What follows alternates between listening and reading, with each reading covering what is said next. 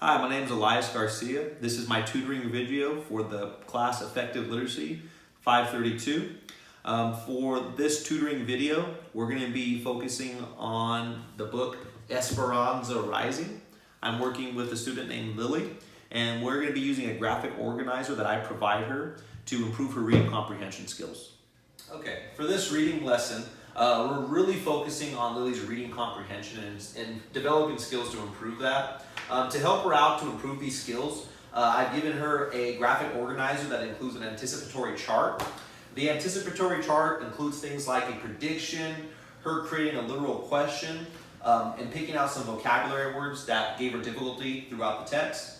So I'm going to start off with asking Lily about her prediction. Lily, what prediction did you make for this? From what I know, she's very close with her father. I predict the story will be mainly about Esperanza and her father. Okay, and this is for chapter 1, right? Yes. Okay, so the book started off with an introduction. She kind of read through that already and kind of gave us a little background information.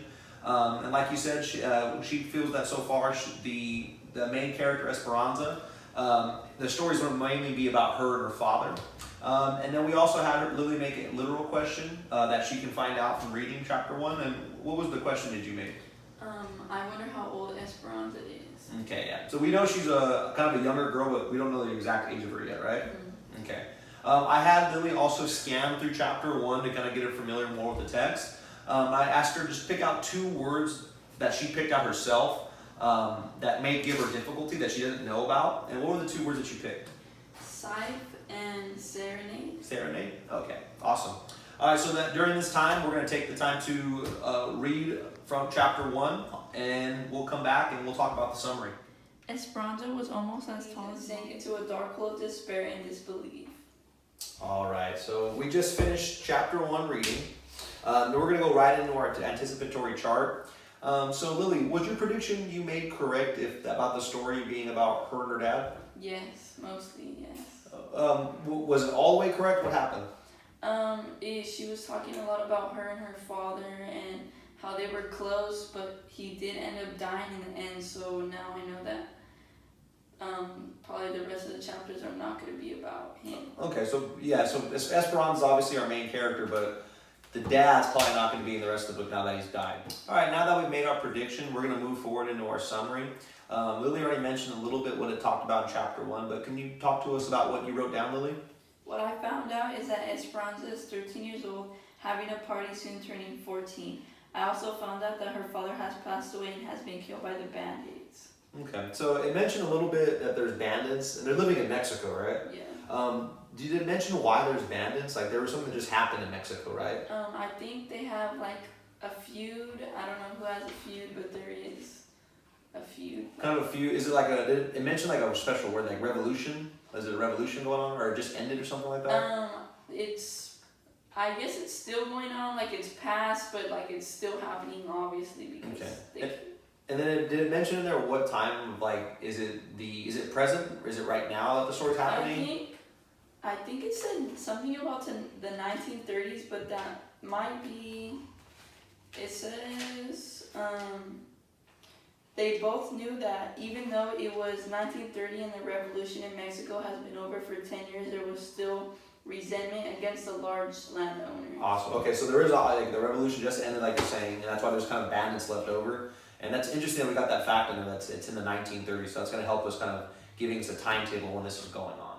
All right, like we mentioned before, as a pre-activity, we had Lily search through the text for terms that may give her trouble.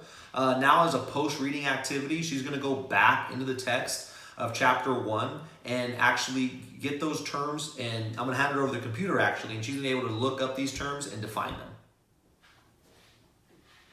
Okay, we just had Lily define the vocab terms that were giving her trouble during chapter 1.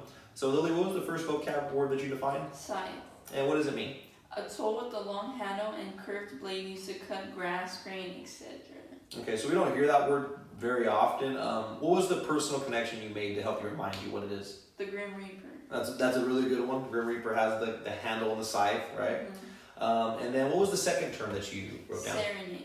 What's that mean? A complimentary performance of vocal or instrumental music given to honor or express love for someone. Okay, what was the personal connection you made to help you remember? Like a birthday song. Yeah, so like a birthday song, you sing it to someone, and that's kind of like serenaded or dedicated to them, right? Okay. Now, for the word scythe, how does that relate to the story? Where did they use that in the book? They own a ranch and they have to cut grapes and roses. Okay. Yeah, so they're going to use that to cut down the vegetables and stuff like that. And then for serenade, how does that relate to Esperanza?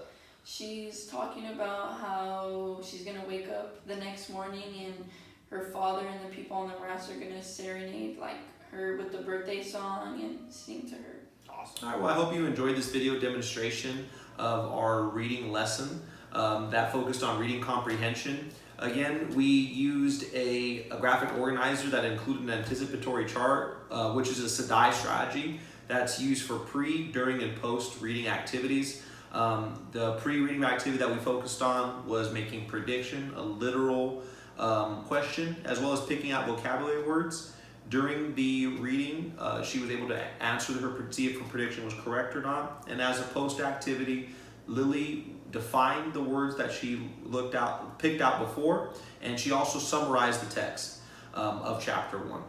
Again, this was our video demonstration, and I hope you enjoyed it. Thank you.